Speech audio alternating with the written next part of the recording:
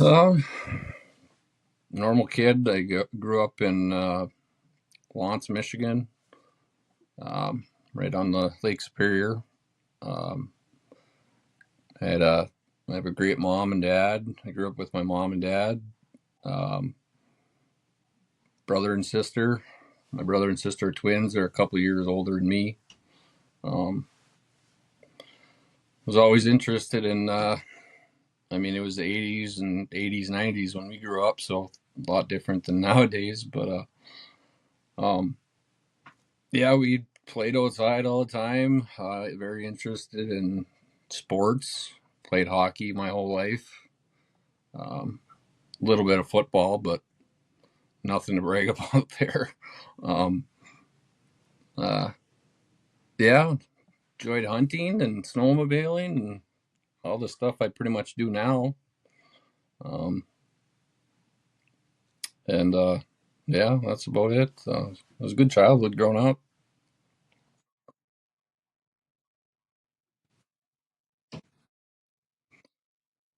I did.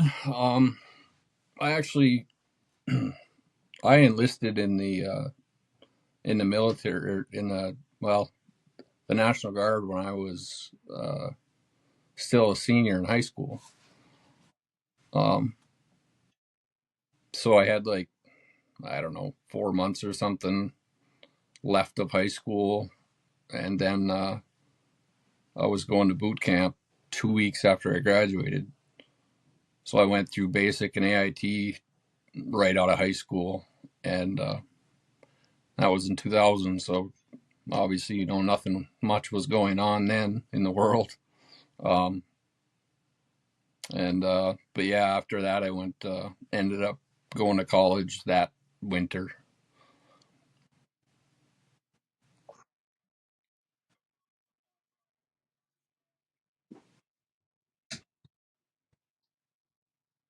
Yeah.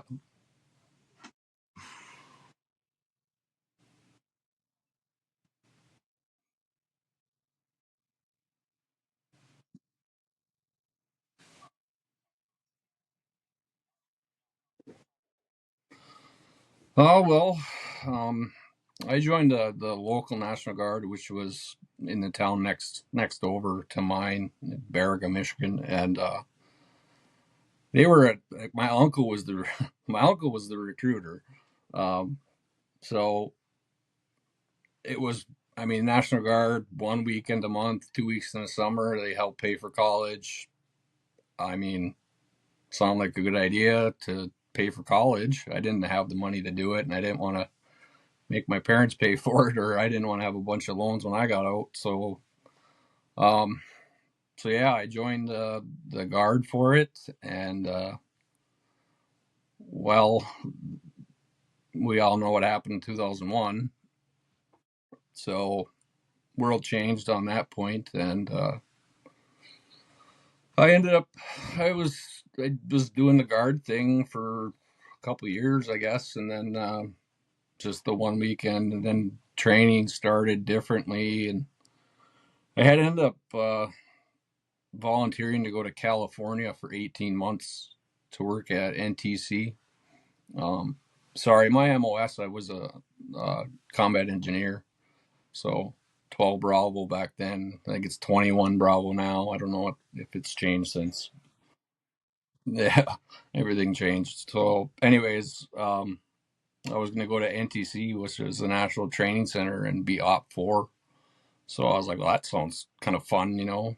But I was young, didn't really have a whole lot of plans in life, and that canceled at right before we were supposed to go, and so I hurried up and got back into college that semester. And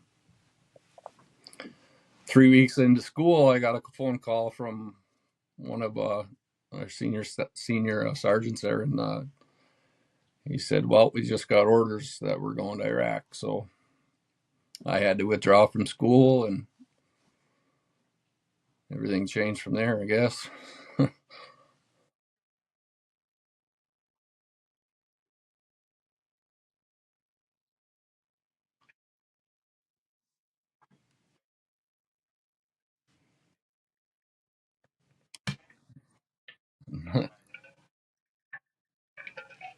Well, I'll be honest with you. At the time, when I got the phone call, I mean, obviously when the towers fell and everything happened after that, I was watching the war on TV, and then I started hearing they're calling guard units up, so I knew there was a chance. Um, and honestly, that could have been one of the reasons why I volunteered to go to the training thing. I don't wasn't to avoid going overseas. I think it was just to do my part. I don't know. I actually have no idea. But be honest with you, the guy that made that call and told me we were going to Iraq, uh, his name is Scott Cleary. He's a really good friend of mine.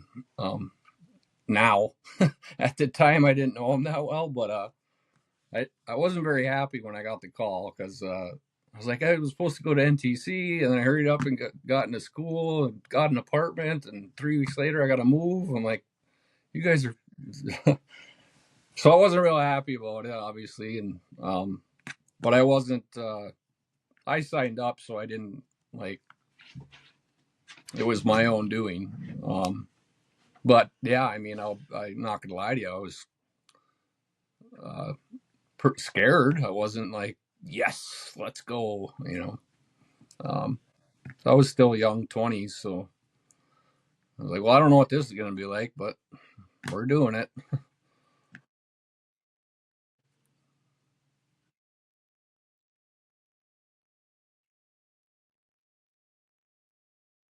Yeah.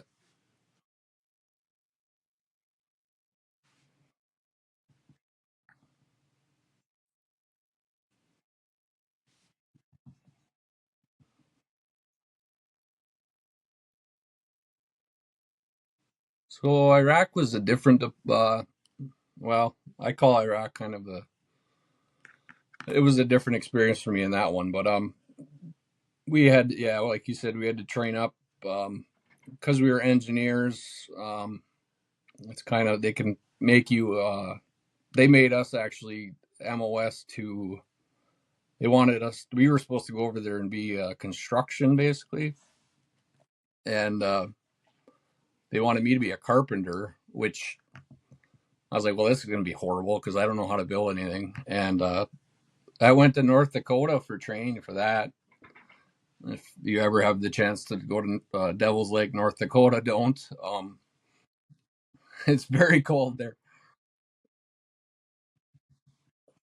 Yeah, it's not warm. But anyways, we did a lot of training to go, and then we went to Devil's Lake, and then we went to Indiana, um, and then the first base we went to was, well, first you fly into Kuwait, and then we went to Camp Anaconda, which I couldn't even tell you. I mean, this was I just looked the other day. It was like 20 years ago now. So um, yeah, because I went in '05, so that was 20 years ago. So it was Anaconda, and we were doing construction, and we were there for at that base for I think 3 months, and then I was doing I was building like shelving units for connexes and whatever for 3 months. It was pretty boring, but yeah, it was pretty boring. I didn't. I mean, it was you go to your wherever you're staying, and then you take a bus to the thing, and just every day same kind of dumb thing. And then we got orders to go to Abu Ghraib prison, which is infamous for being on the news for some soldiers. I mean, doing whatever they did with the MPs, doing whatever they did with the prisoners. But we were there to build more prison cells and holding units for prisoners and whatever. And I was still construction, but this is where everything kind of took a turn for me with my friendship with Sergeant Cleary. He needed a guy to help him because he was in charge of getting all the building supplies and stuff because you have to get everything from locals. Um, so he kind of needs someone to help him because it was a big project on his own. And I didn't care because you were going to leave the base pretty much every day and go to BIOP, which is Bagram International Airport. And so I was like, I'll do it. I don't care. I mean, I know there's IEDs weren't as, I mean, they were there, but I don't know. I mean, the Humvees were driving in there had hillbilly armor on them. I mean, I think about it now, how stupid of an idea that was, but yeah, I'm here now. Um,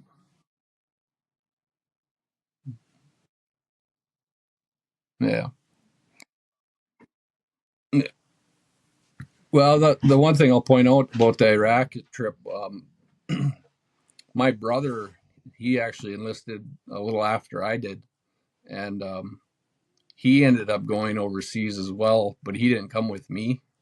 Um, he was with, oh boy, I don't remember what state, but he was over there. He got sent to Iraq to do route clearance, and so I know on the pamphlet thing I sent you a picture there. Um, so I wasn't with my brother, but I ended up meeting up with him um, at Bagram International Airport, and I got to spend a couple days with him, so that was cool.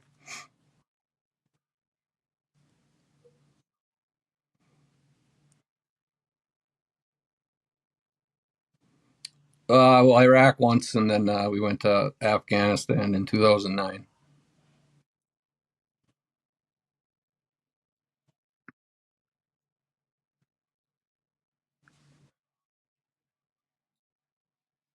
Um, well, I called it of the two deployments, it was like kindergarten to me because I mean we got mortars and all that, but IEDs I seen a couple small ones, but nothing, nothing crazy. I mean, there's yeah they shoot at the base here and there, and you hear the sirens and you run to a bunker or whatever. But I think the best like let me tell you this one, the best one I ever had was when we were at Abu Ghraib.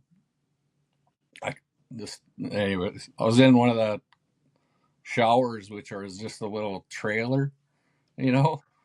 Well, behind the trailer, there's a mortar pit, like a friendly one, obviously, so they can send stuff out. Well, I'm in there showering and I'm full of soap and whatever else, and I hear it a couple booms, and I'm like, "Is that us?" Well, then I stuck my head out, and there was nobody back there, and so, well, I ran back to the prison basically, and like our rooms were literally old prison cells. And I came in there, and all my guys were in there with their vests and helmets on, and I'm covered in soap with a towel on. Like, you don't want to finish your shower? Like, no, I'm good.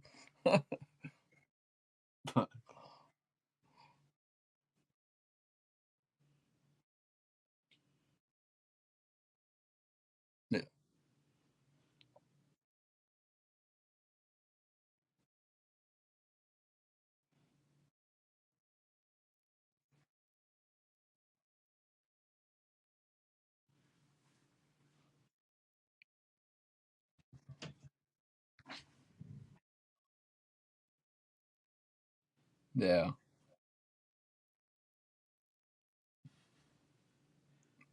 To be honest with you, I don't think that in like looking back on it now, like the difference between those two deployments, like I can't even look at Iraq and say like I had a whole lot of traumatic things happen there. I mean, yeah, it sucked, but our job in Afghanistan doing route clearance was such a different job.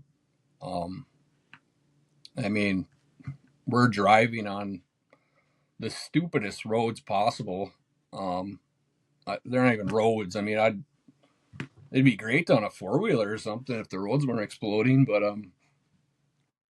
But I mean, we're riding on roads. You don't know if it's gonna IEDs are gonna go off. And where I was located, we were at like 7,500 feet in elevation and mountains everywhere. Um, and we'd ride at the bottom of these mountains. And I mean, we didn't have a whole lot of. We had IEDs go off, and we got trucks blown up, no doubt. Um, but we were fired upon. Like we got in gunfights a lot more than like because I was with Michigan, obviously, but my platoon got sent with. uh there was 4 states that we were connected. There was 513 or something that people that went. It was like Michigan, Wisconsin, uh, California, and somewhere else. Anyways, we got put with my platoon got put with California.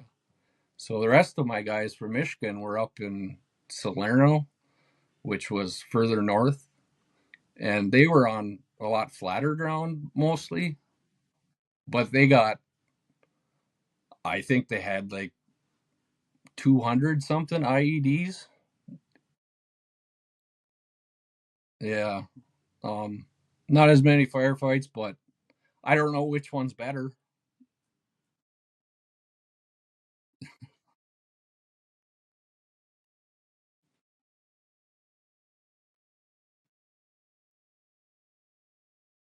Yeah,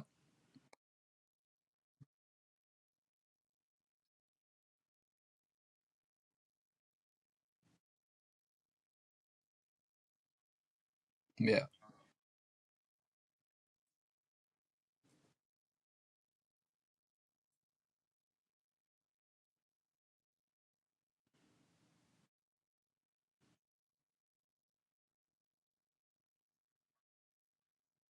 yeah,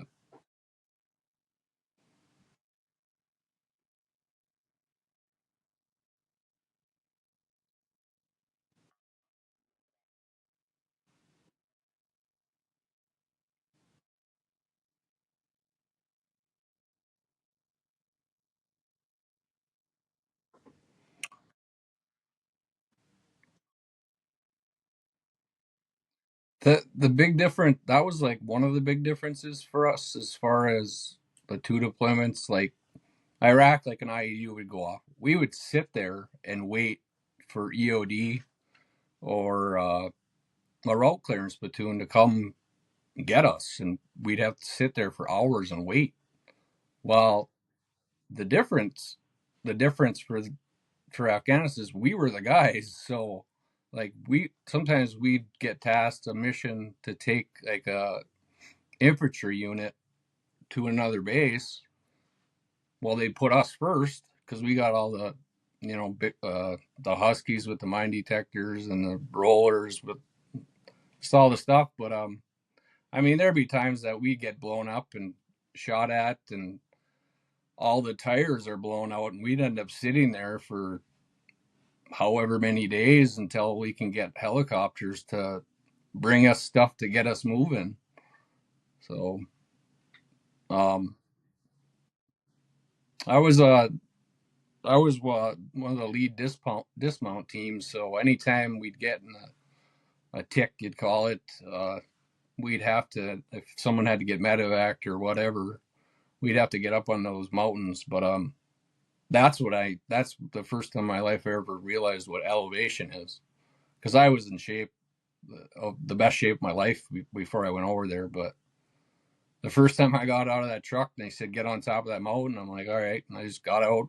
I got 30 feet up that hill and I thought my lungs were bleeding. The heat, no, actually, the where I was at, we had snow on the ground when I got there. It was, the weather there was similar to, I'd say, where I live now, which is in Upper Michigan. I mean, we didn't get as much snow, but it was in the summers. It'd be 80s. It wouldn't be anything crazy. But up where the rest of the guys were, like my brother was up further north, and it was ungodly hot, just like Iraq was. But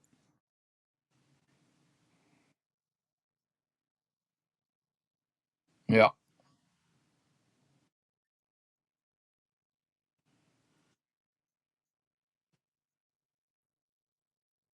yeah,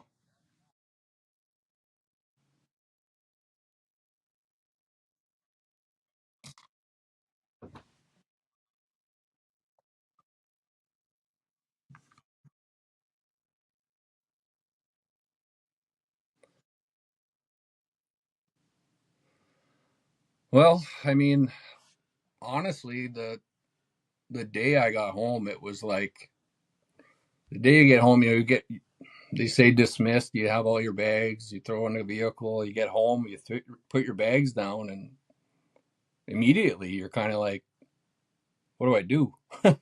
Like, because you're being told everything you've done in the last, I mean, a year is like, do this, do that, and or a year plus, and you get home and it's just like nobody telling you where to go and what to do.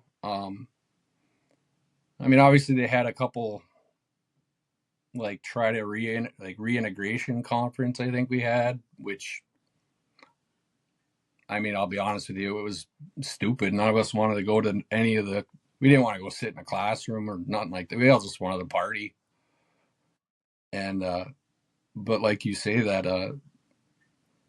the adrenaline rush of that stuff that you get in combat is I haven't found a single thing that compares to it.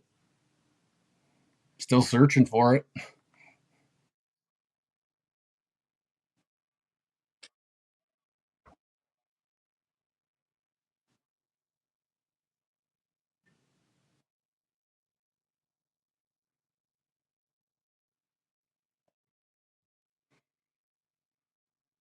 Yeah.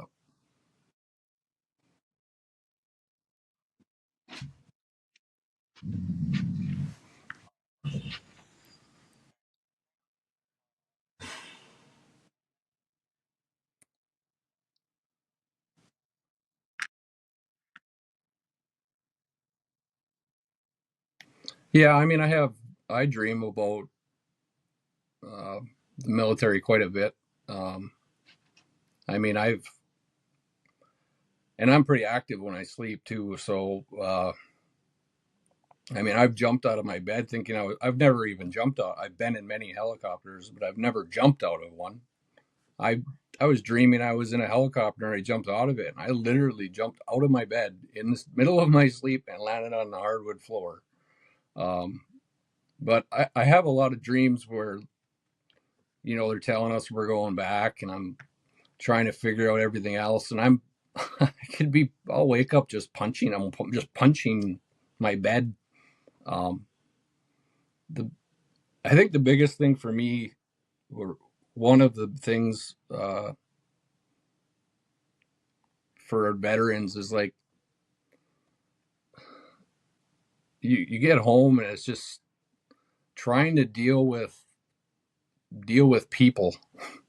Um, uh, like I hate going to Walmart or something packed like that, like this, because everybody, which I mean, we're always on guard all the time. You go to a restaurant. I bet you know how to get out of that restaurant before anybody else in that restaurant does.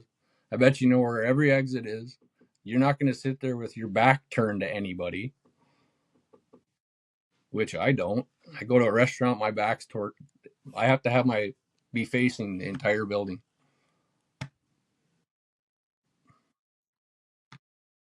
Paranoid.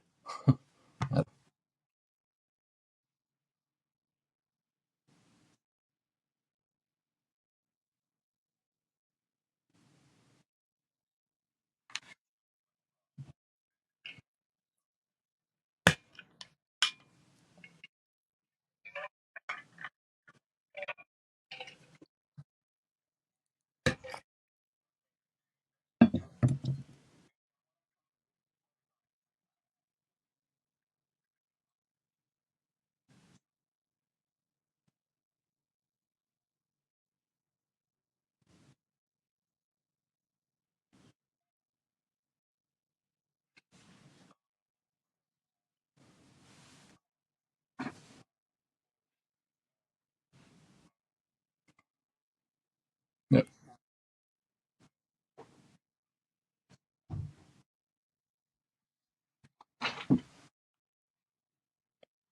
Yeah.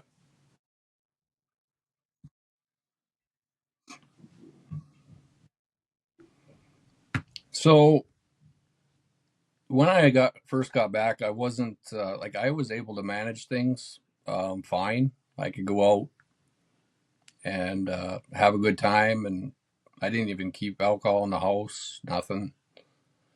But somewhere along the way,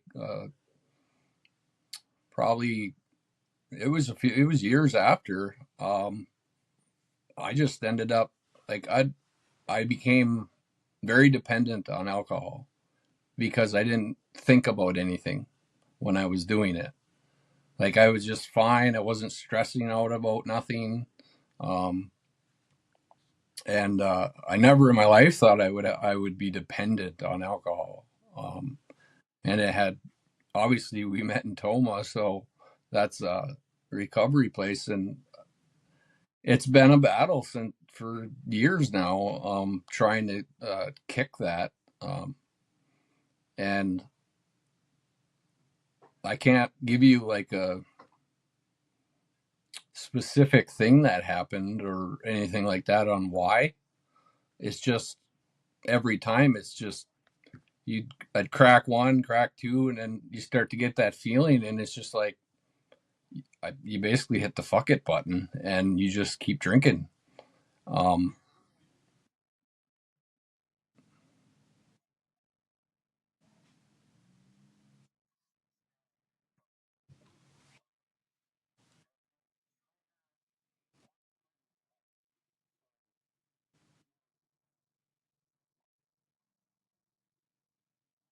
mhm.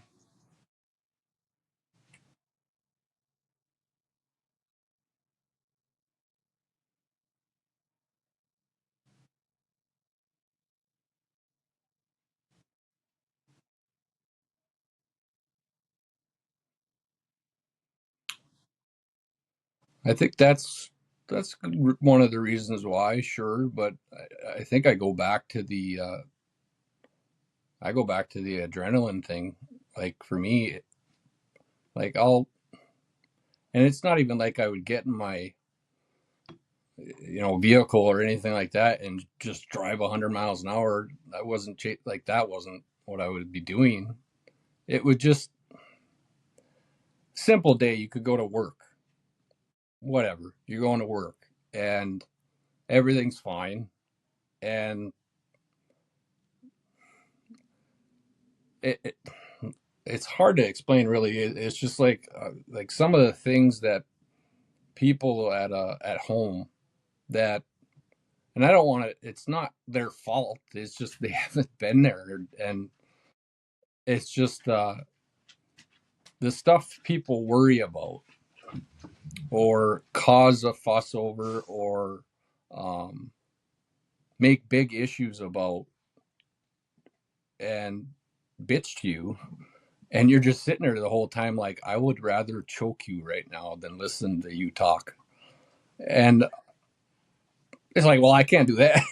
So I go home and I'd sit in the garage and just kick back and not deal with anybody. I'd just sit there with my dog and we'd just chill out.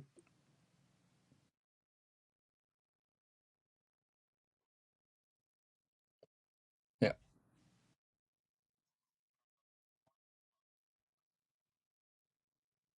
Take for,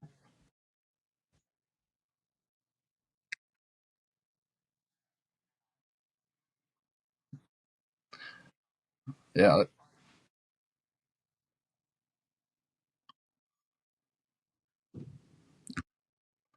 Don't even know what we were fighting for, to be honest with you.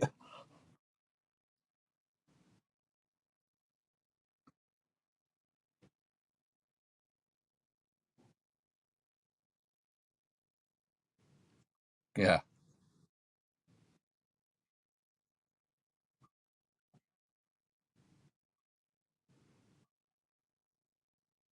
Yeah. Yeah.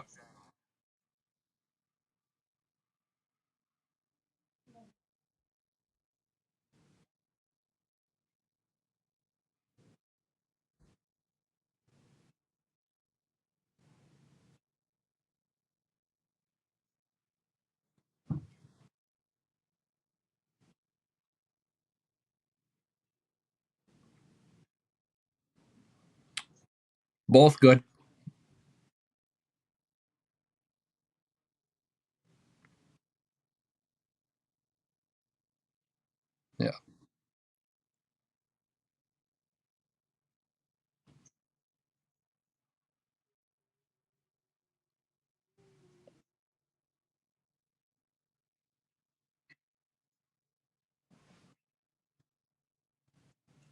Yeah. Well, yeah. I mean, well, I know exactly what scene you're talking about. I watch so many of those movies. When they come around with the boats and they're firing as they drive the truck in the water.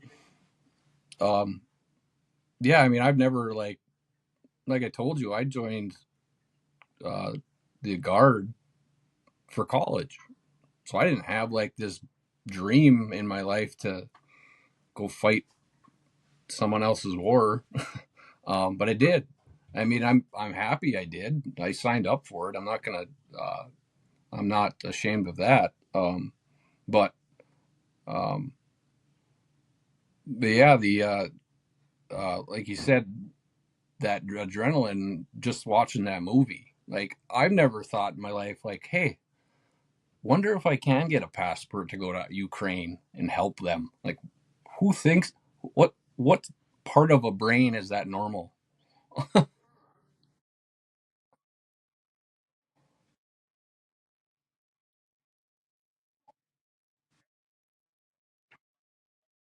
Yeah,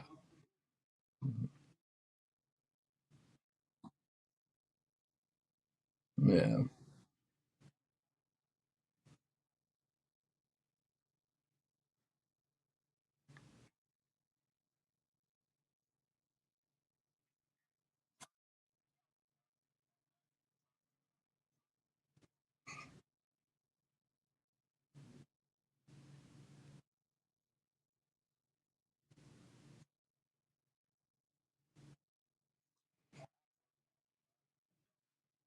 sure. Well, obviously, I told you I've been to Milwaukee. I've been to Toma. Um, both I think have plus and minuses. Um, but to your question, Toma, um, that environment was a lot. I thought better as far as if like I was lucky enough, uh, like you, I got to meet you and Brad and Dan and a couple other guys and Sam, and I mean there was the group that we had was great. I mean, because it's a smaller group of guys. I mean, Milwaukee, there's I don't what 60 or something. Yeah. So I mean, you could get a group. I mean, I found a group of guys I know there too, but it's just a lot bigger. And this one was, I thought Toma was good because it's kind of in the middle of nowhere. Um, and I felt there you as the person you were able to be like, okay, there's a few things that we need to adjust here, and you talked to them like the gym. I know you guys like going to the gym, and you were able to change that in just the short time you were there. um I can't imagine like Milwaukee like being like, okay, yeah, we'll fix it because this one guy wants the gym better, you know. um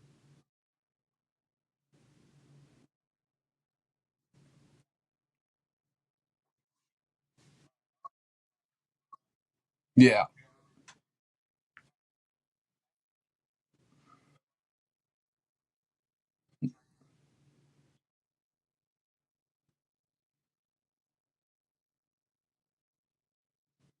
yeah,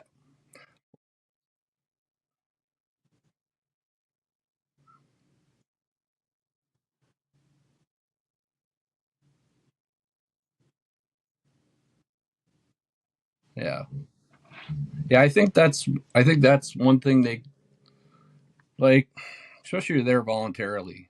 um you know what happens if you leave the VA and go to town and you did go to a bar, well, you're done. But you should be allowed to go to town, and they should let you give you that little bit of rope if you um, screw up, and well, then you're done. If you want to throw it away, that's your call, just like it was to go there. um,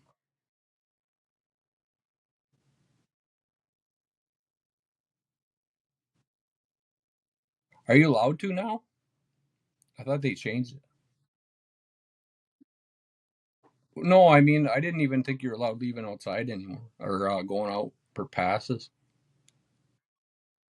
When we were there, we did. Yeah. Yeah. True. Yeah. I got you.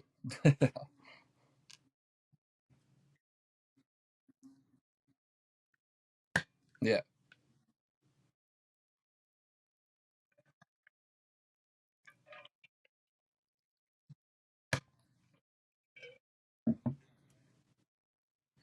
Yeah. Yeah. That was cool.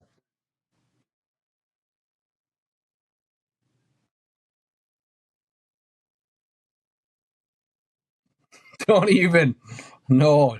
You don't even. No. No. I was trying to get you to. I was trying to get you to stay a couple of days more because Fourth of July was right there.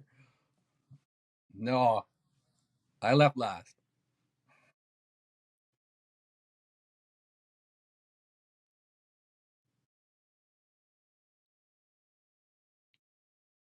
Hmm.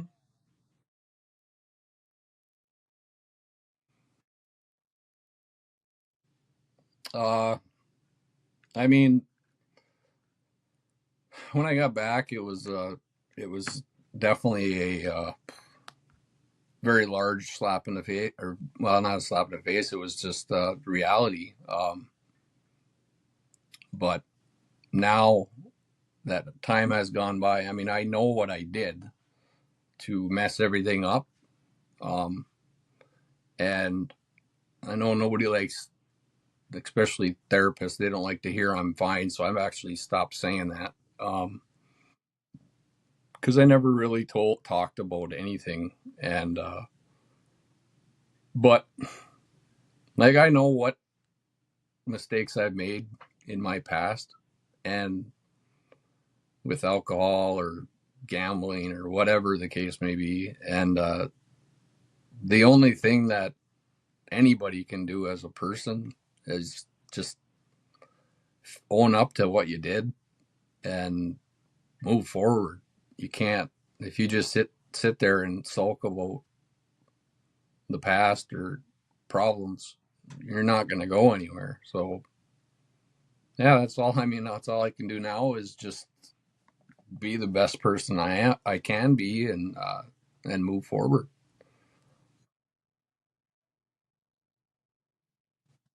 Yeah, in July.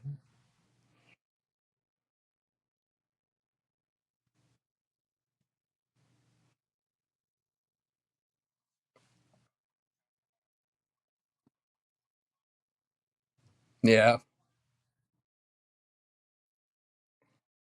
yeah, uh, yeah. I just went down the trail, and I was half a mile from my house, and like you said, we just got back from Toma, and it was a beautiful day, and everything kind of hit me as far as what's going on the home front. Um, and it wasn't good.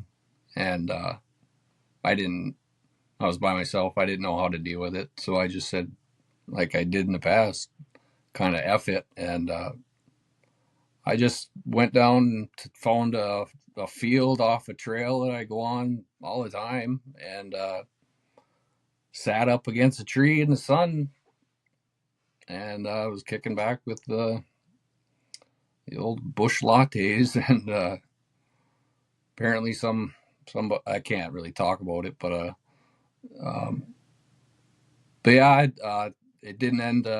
That day didn't end the way I wanted it to, which I don't know how I wanted it to end, but it didn't end good, and you know that's kind of a ongoing thing right now, and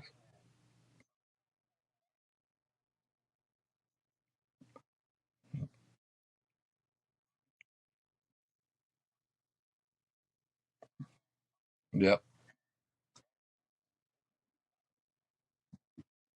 probably.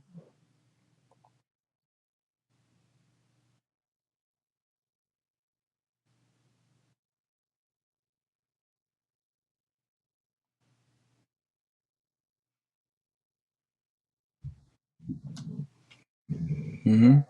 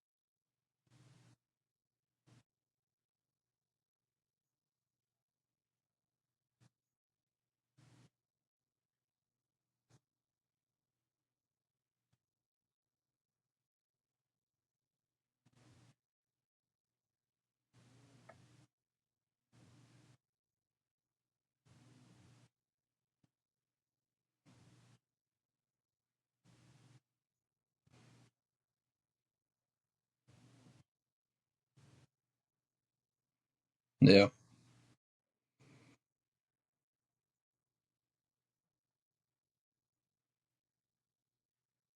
Yeah.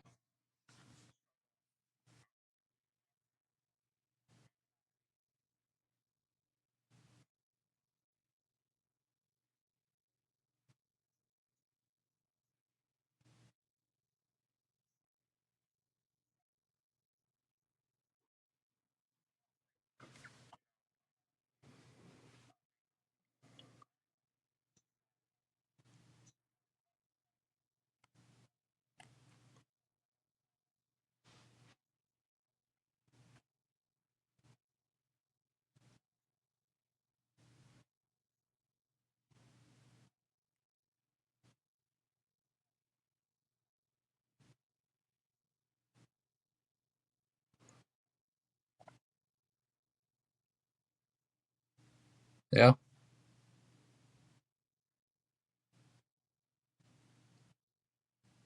I have a I have a priority right now, man, and the biggest priority in my life is 13 years old, and he's sitting over in his room right now. That's the biggest thing I can take away from my mistakes and my successes. And right now, he's the priority in my life, and that's what he'll always be. And yeah, so hey,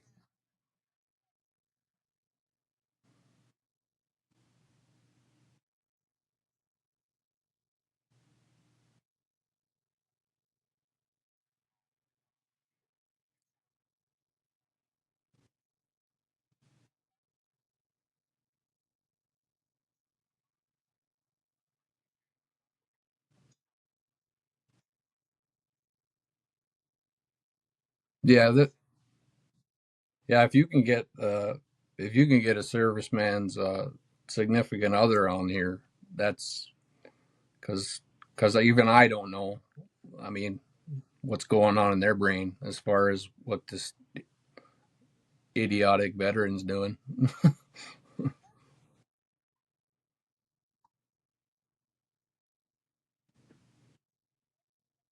Yep,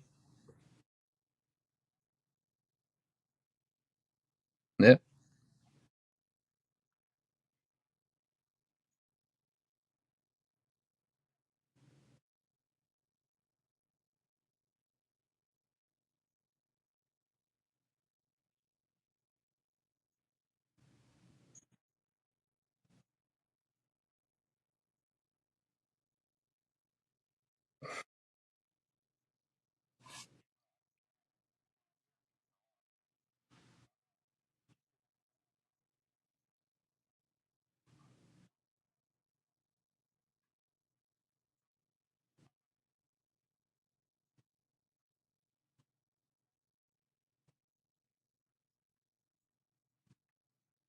yep.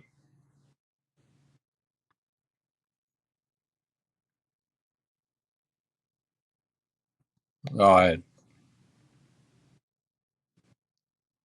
yeah, the best one was I don't remember his name, but he had the dog.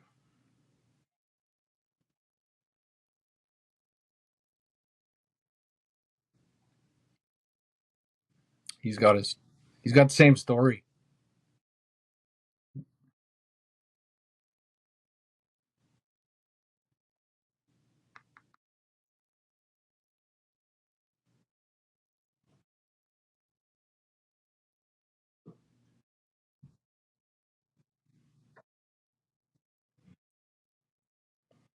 Yeah,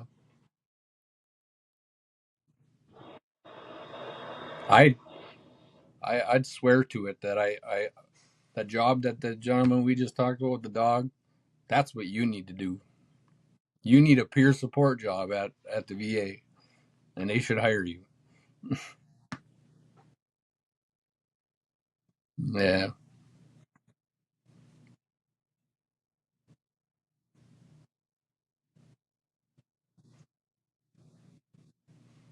thank you. Yeah, I think the biggest thing with all of it is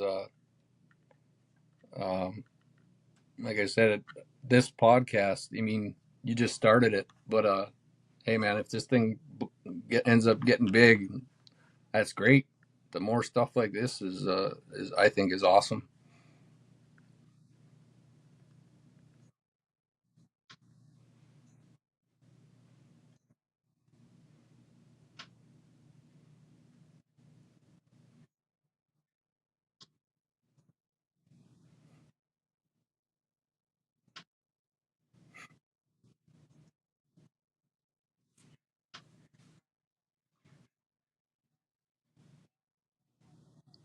Yeah,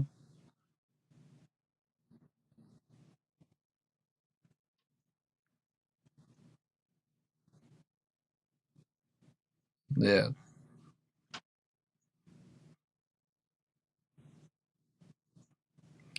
yeah. I've been told many times I've done it, but I don't remember.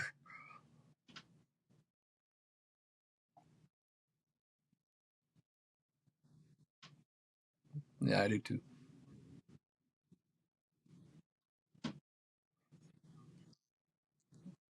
Yeah.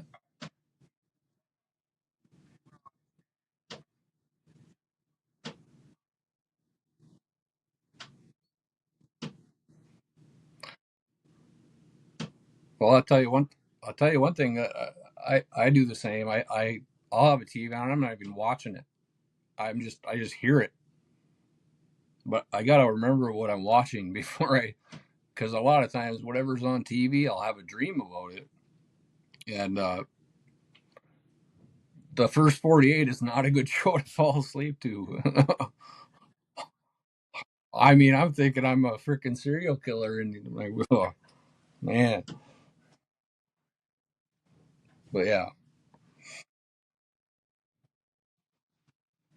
well, right now I'm still trying to. I got man, I'm still trying to find employment, but with license issues, it's rather difficult to get far, especially in the winter.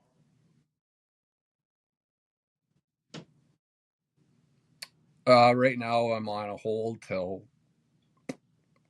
that's a whole that's a whole different story that I got to deal with the state of Michigan with. Don't let if you ever have a blow thing in your vehicle in Michigan, don't let the battery die in your truck. That's all. Yeah, yeah, and there's nothing that I can do. I mean, there's literally they just say no, and uh, so anyways, I'm waiting for that and trying to do what I can with employment wise and keeping busy around the house. Not a lot I can do outside in the wintertime, but I definitely have accomplished small tasks that I've put off for years around the house. So um, I have a lot of them planned for the summer, which if I was in my bottled can days, I wouldn't do any of it. So looking forward to get all that little projects done and just keep my head up. Dan is my brother. Yeah. Yeah. So my that's my brother. He was overseas both times.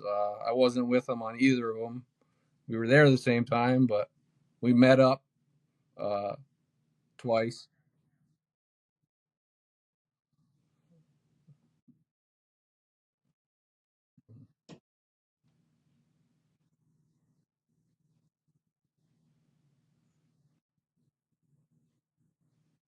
Thanks, Sam. I hear you, man. Thanks to my brother, Dan Turunen, by the way. Uh, Sam, how you doing?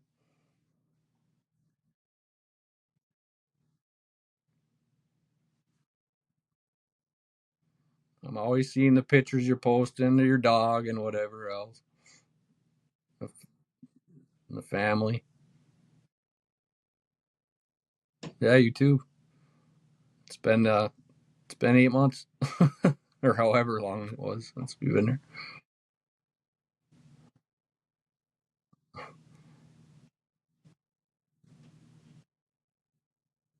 Yeah. Hey, I appreciate you sending every day or so, every other day, a few times a week for sure. Me and Sam always send little Instagram clips or Facebook reel jokes and just just a 5 second laugh. That's I like them. They're awesome. Just to cheer you up for the day. So yeah, I hear you. Same thing with Brad and Reggie and Dano. We all send little jokes here and there and mess with each other. And only got one more football game left, which I don't really care about this one.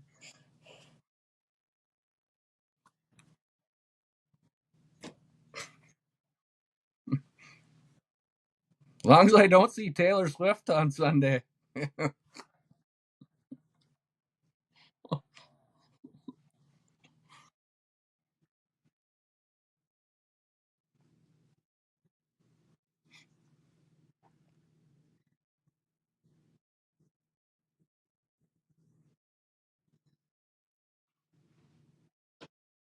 Dude, I'd be all for that. Just gotta, yeah, as long as I know when it is and where it's at, I could, oh, I mean, there's plenty of places up here. Hell yeah.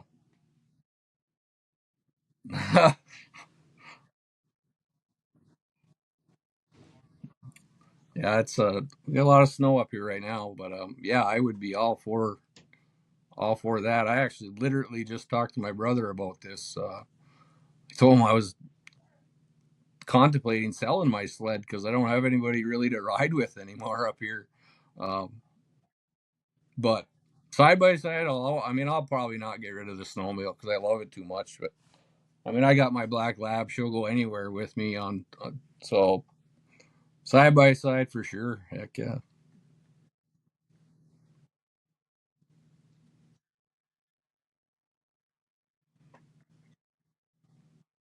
Nice talking to you, Sam.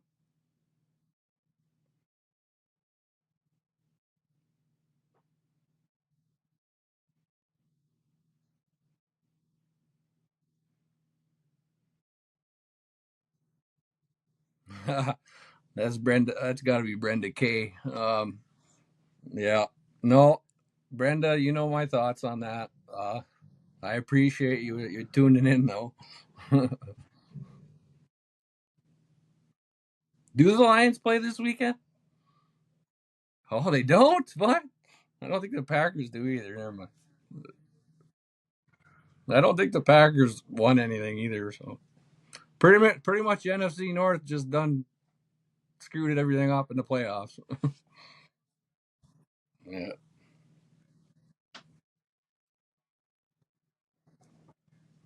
No.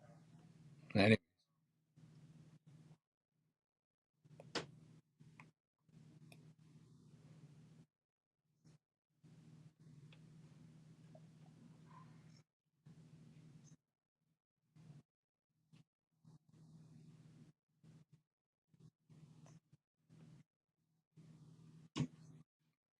yeah. He texted me. He's gonna before the show because when I told him I was about to sell my sled, and he's like, "No, we'll go next weekend, dude. Don't sell that." So yeah, I'll hit him up.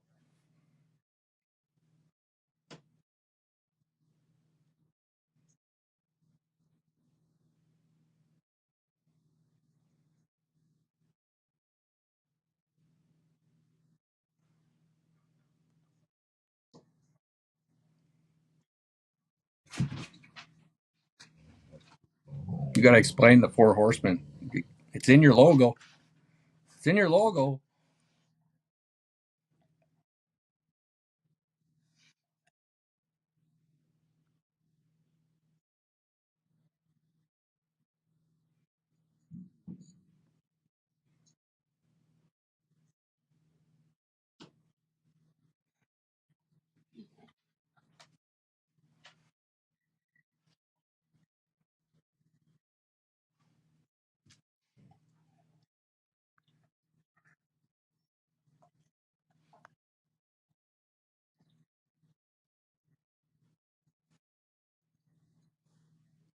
Very cool.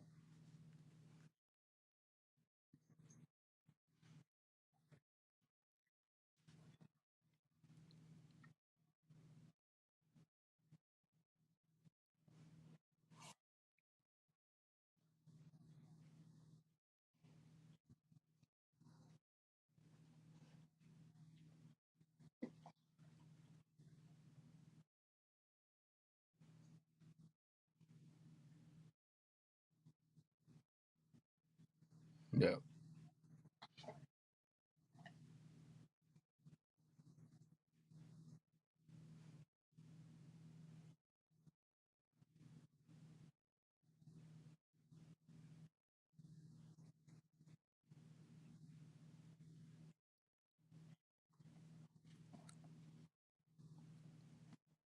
Four horsemen. That's that's one thing I will say, man. I mean, having friends that are military is awesome. Because I do consider you guys brothers. But hey, I do have a legit brother that was he knows exactly what everything I talk about. He's not my twin, but he could be because we got the same stories and we've been the same places. So uh, that's always a bonus. But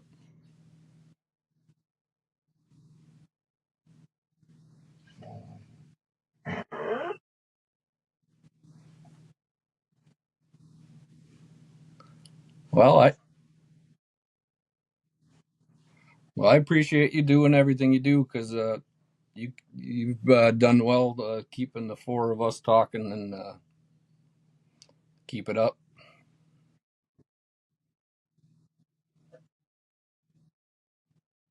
Yeah, it was a minute. But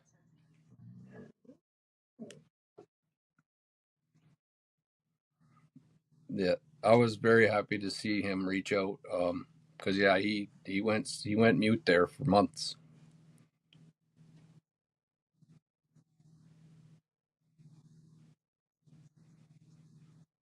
Yeah, I'd like to hear more of them, more of their story.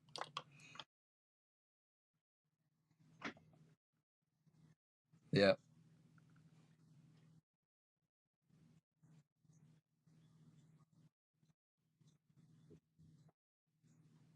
the whole mess of us out there.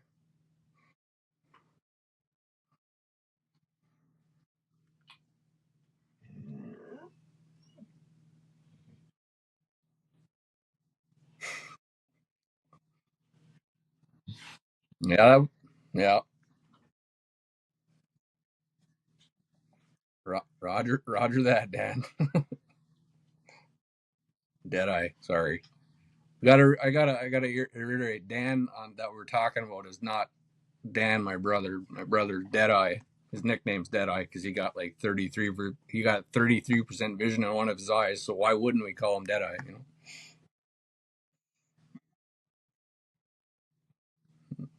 Yeah, different Dan.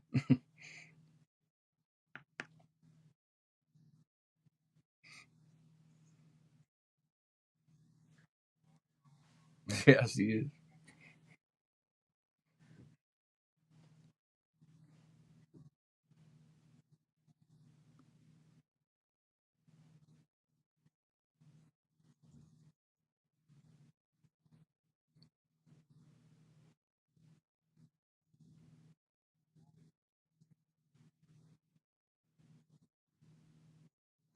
Mm.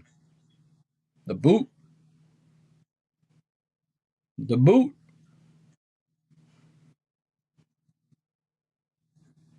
boot print.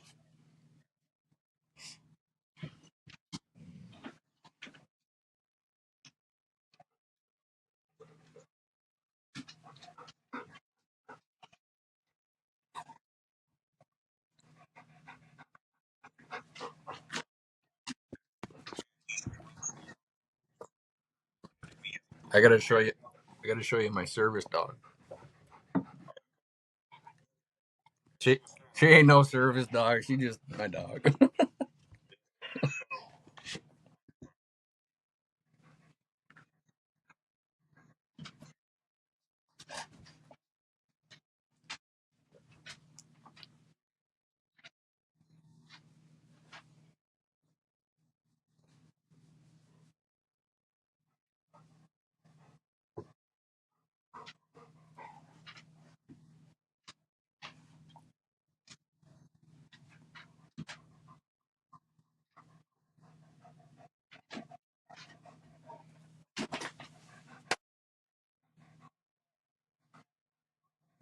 Huh? Am I Remy? That's my dog, Remy. That's Remy.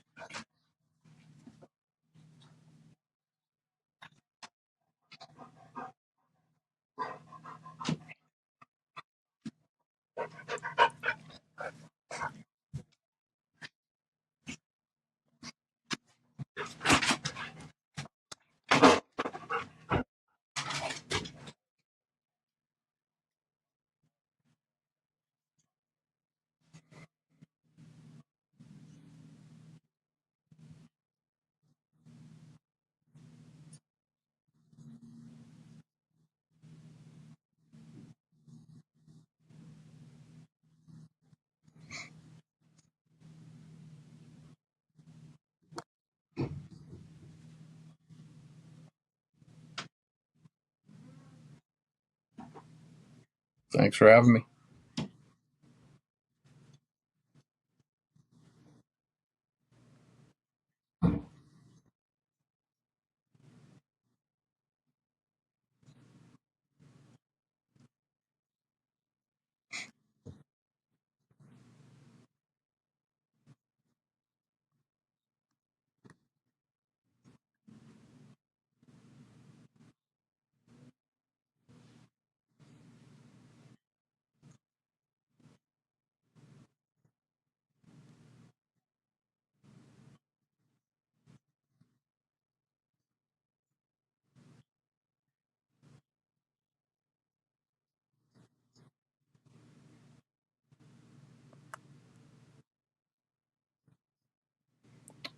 Just I appreciate you having me on and keep killing this thing.